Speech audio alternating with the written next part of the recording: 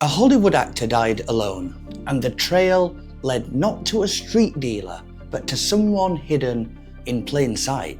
This is Darren's Case Files. And this story starts with a death that didn't look like a crime, but ends with a network no one was supposed to see.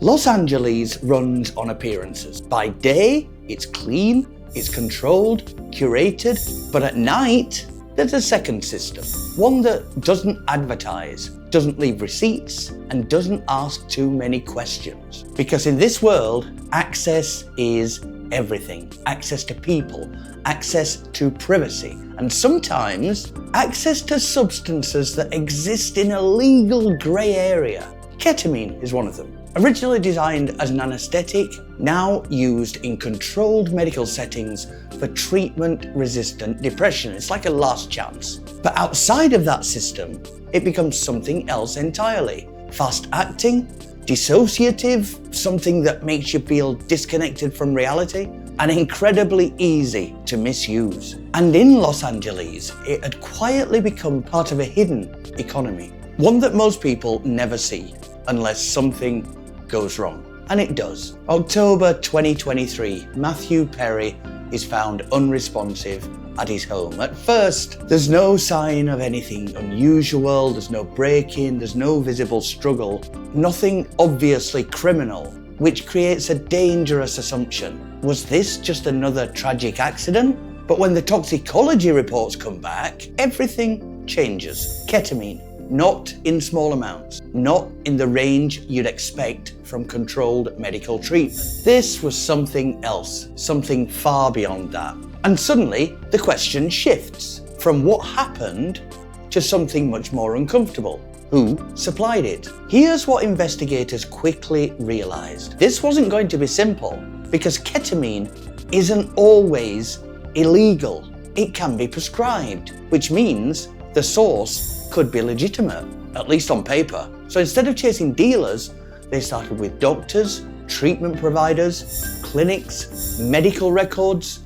and at first, everything looked normal. Until it didn't. Because the amounts didn't match, the timing didn't match, and the access didn't make sense, which leads to a quiet but critical shift in the investigation. What if this wasn't a medical case at all? When the paperwork stops making sense, you stop following the system and you start following the people. Investigators begin mapping connections. Who knows who spoke to who arranged what, who delivered what, and slowly a pattern starts forming. Not random, not chaotic, it's structured, layered, and very deliberate. Doctors weren't acting alone, they were intermediaries. They were middlemen, if you like. People who existed in between the legal world and something else. And every time they followed one of those lines, it kept circling back to the same name, Jasveen Sangha. People didn't describe Jasveen as chaotic. They described her as organized, connected, and reliable.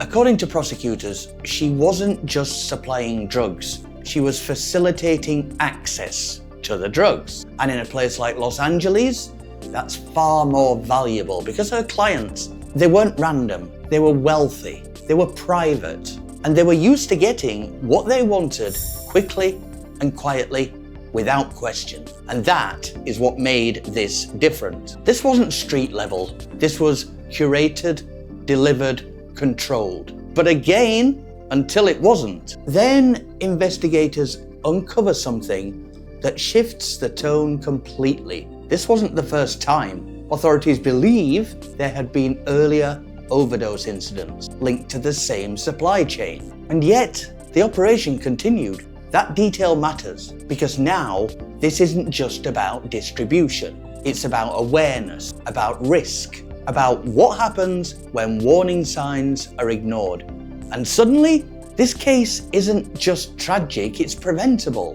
When the case is finally built, it's not small. Federal charges, serious ones, including distribution of a controlled substance resulting in death, which carries weight. Good, because legally, it connects supply directly to consequence. And when that happens, the stakes change completely. Then comes a turning point. Jasveen pleads guilty. No drawn-out trial, no dramatic courtroom battle, just an admission, which does something important. It removes doubt, but raises a different question. Not if she's responsible, but how much responsibility carries how much time? Quite a conundrum. April the 8th, 2026, the answer arrives. Jasveen is sentenced to 15 years in federal prison. Not the maximum, but not light, because the court didn't just see what happened once, they saw a pattern, a system, a continuation, even after the risks were clear.